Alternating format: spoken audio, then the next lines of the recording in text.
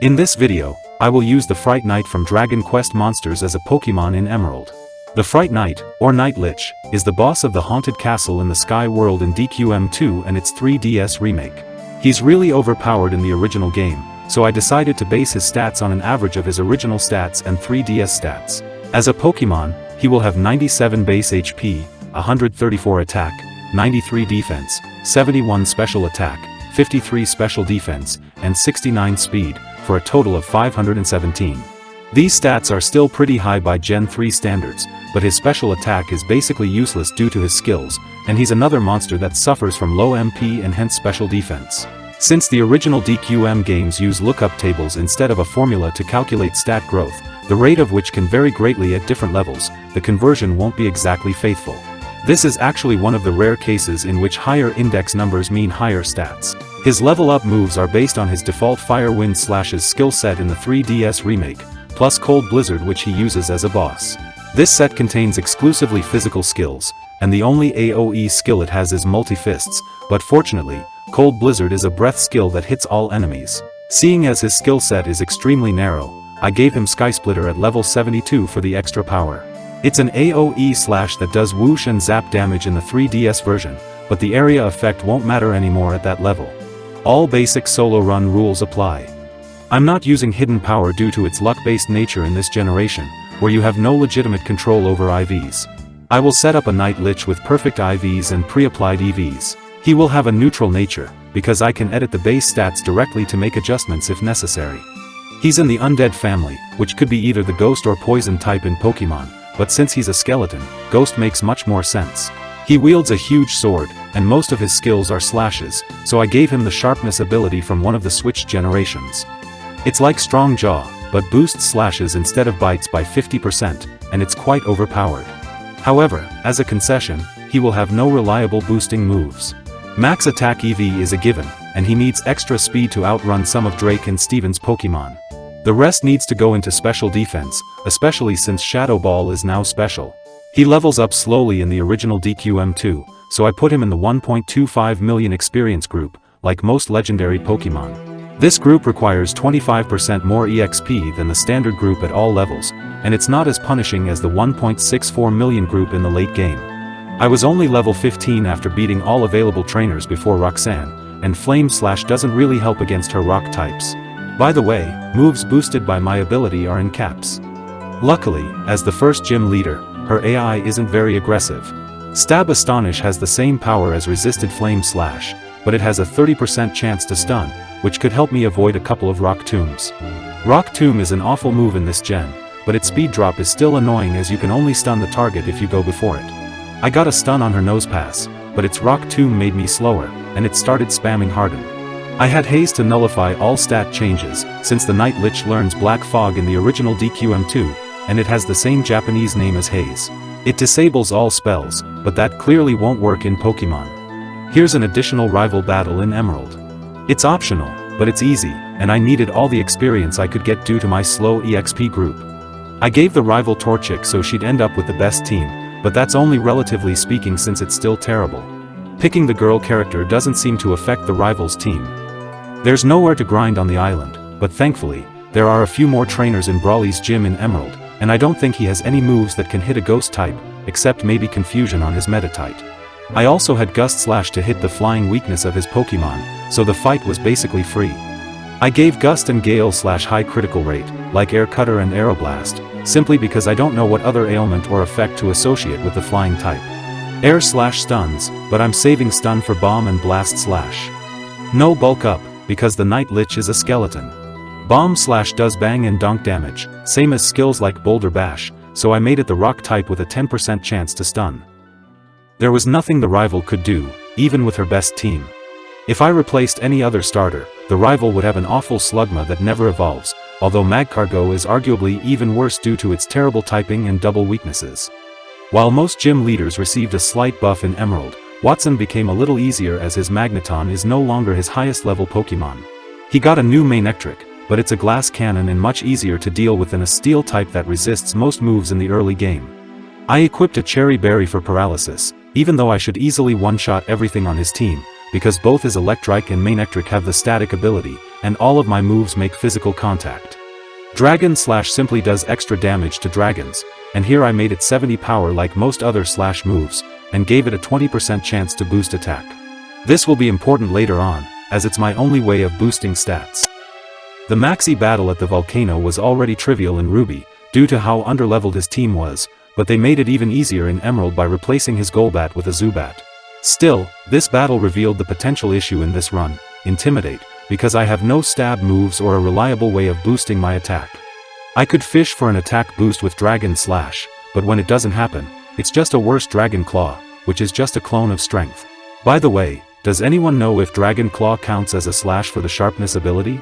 I think no Pokemon with the ability can legitimately learn it, but some of them can learn Cross Scissor, which is another Strength clone that does get boosted. Flannery has probably received the biggest buff in Emerald, as she now has a Camerupt that knows Sunny Day and Attract, and her Torkoal now holds a white herb to reset the special attack drop from Overheat. This fight could be horrible in a solo run if you aren't a water type or don't have any way to one-shot both of them. Thankfully, her team's levels are quite low, and I have Bomb Slash this time that should be enough to one-shot her Torkoal after the sharpness boost. Even if it has maxed HP and defense EVs, chances are it will survive on red, and she will just heal. The Night Lich uses Cold Blizzard in his boss battle, which is the tier 3 Ice Breath skill that hits all targets for about 75 to 90 damage. Breaths are neither physical nor magical in DQM, but making them special here is more sensible. Anyway, her Torkoal did turn out to be a one-shot with Bomb Slash, so it's safe to assume that it doesn't have both HP and defense maxed out. I wish there was a way to see the exact stats of enemy Pokemon in the ROM editor. Norman's first Slacking has been replaced by Spinda and Linoon. Yes, they do get to move every turn, but only if they survive long enough to get a turn at all, which is a tall order considering their abysmal stats. I equipped a Chesto Berry because his Slacking knows Yawn, and I clearly had no way to one-shot it without a crit. While all of his Pokemon are normal type, I think most of them have Feint Attack to hit ghosts, and it's now physical like it should be. He leads with his awful Spinda, and it just gives me a free chance to fish for an attack boost with Dragon Slash. I didn't get it, and neither did I get it on his Vigoroth, but I finally got it on his Slacking. It survived a second hit on red HP, thanks to its Citrus Berry, but the AI would just heal until it runs out of potions. I don't even know what moves his Linoon has, and that critical hit certainly did not matter. The rival battle here is just a sad joke.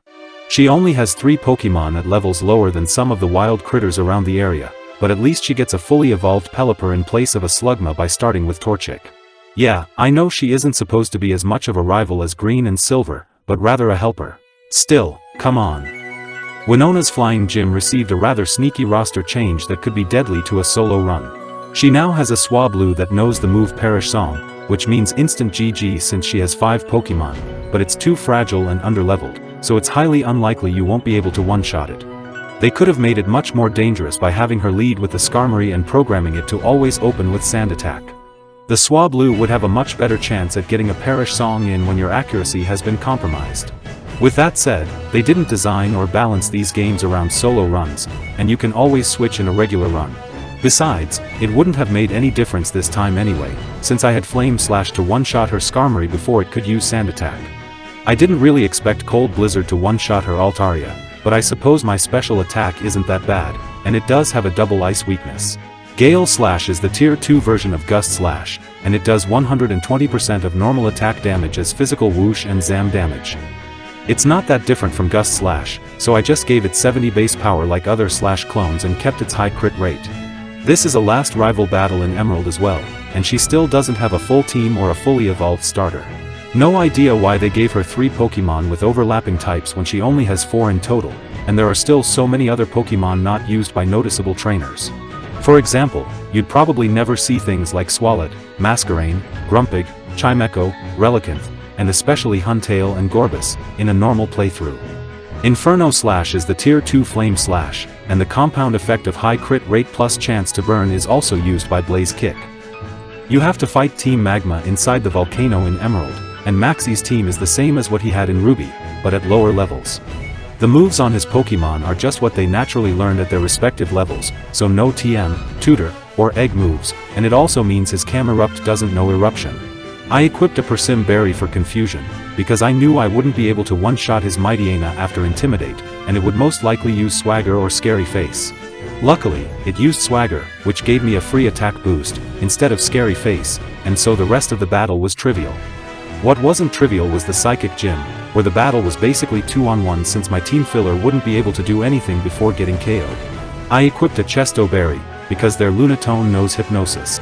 Blast Slash is the tier 2 bomb slash, and I gave it 70 base power and a 20% chance to stun.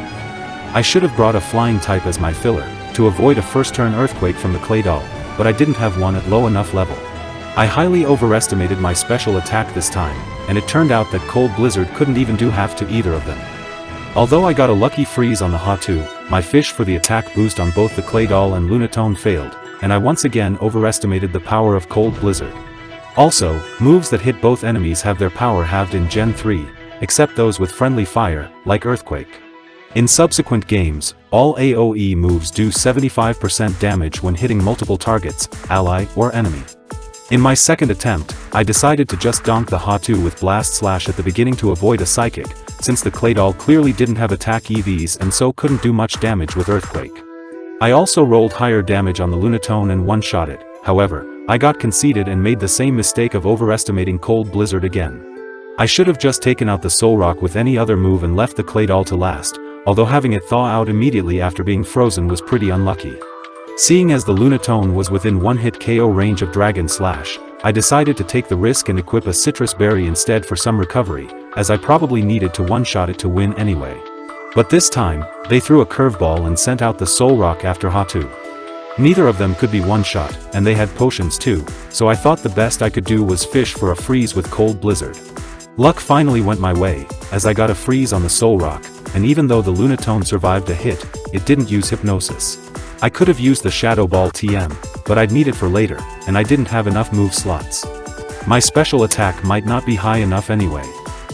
Despite having 2 leaders, the Psychic Gym was just a regular double battle, not a multi-battle, but following it is a mandatory multi-battle in Emerald with Steven as your partner.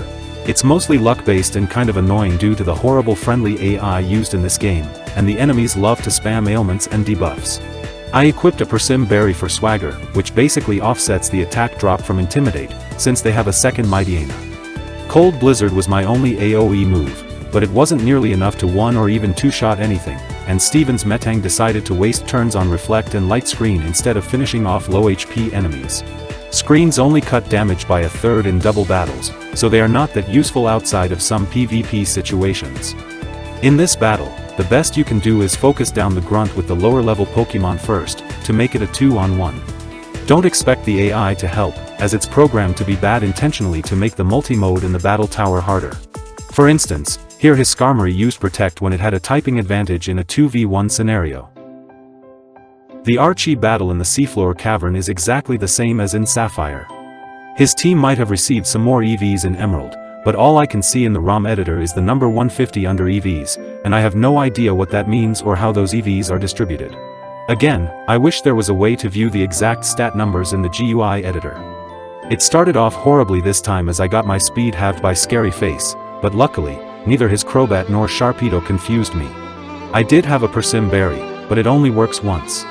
Juan is the most boring gym leader in the game, and his levels aren't nearly high enough to pose any threat in a solo run. His highest level Pokemon is only 46, and in comparison, the yellow version already had you go up against level 50 Pokemon by the 5th gym. Also not helping is that he opens with a useless Love Disc, which is more of an item than a Pokemon since it exists only for farming heart scales, and it doesn't even evolve into that Sunfish in Gen 5. It is kind of fast and could confuse you with Sweet Kiss and Water Pulse, but any move you have by now should easily one-shot it. Anyway, I got an attack boost on it, so the rest of the battle were just formalities. The Water Pulse TM he gives would be long obsolete as well, seeing as you need Surf to even reach him, and of course, there's no Mega Launcher. Wally challenges you at the entrance of Victory Road in Emerald, instead of the exit, and this makes the fight easier as you won't be all scuffed up and out of PP. Although his Pokemon are at lower levels than Juan's, all of them can inflict some sort of ailment or debuff, with the most dangerous being Leech Seed from his Rosalia. I got an attack boost on his leading Altaria, but I might have missed it since I was playing the game on 4 times speed. It wouldn't have mattered anyway since Inferno Slash would easily one-shot the Rosalia without the boost, but I wanted to avoid Poison Point and picked Cold Blizzard, which didn't one-shot it and allowed it to use Leech Seed on me. That was a stupid mistake because his Rosalia doesn't even have Poison Point. All in-game trainers' Pokémon have their first ability, which is Natural Cure on Rosalia. Fortunately, that didn't cost me the fight, as I was able to one-shot everything else on his team. By the way, the Fairy type didn't exist until Gen 6, so the Gardevoir was just a pure Psychic type without the Dragon immunity. Here are my stats and moves for the Pokémon League. My HP and attack are great, and my defense is good enough, but my special defense is still awful even with some EV investment. My moves provide decent coverage against opponents in the league, although Blast Slash is redundant now. I made Multifists a fighting type clone of Rock Blast, and the AoE wouldn't matter anymore at this stage. Intimidate once again proved to be a problem in the Sydney battle, as it prevented me from one-shotting his sand-attacking Mightyena. However, my dark weakness actually helped me out this time, as he just decided to attack me with Crunch, which now hits my much higher physical defense. His AI heavily prioritizes ailments and stat changes on the first turn, so it's rare to see him attacking right away. I tried to fish for an attack boost 3 times on the Mightyena, but I never got it. His Cacturne and Shiftry were very fragile with only 60 in both defenses, so Inferno Slash one-shot them even after an attack drop. I got good rolls on Multifists against his Crawdaunt and Absol, so neither got a chance to attack me. I don't know what moves the Crawdaunt has, but I know the Absol doesn't have any dark moves. It doesn't learn Crunch until this day as far as I know, which is weird since it's obviously a Feelid, and Night Slash is a Gen 4 move.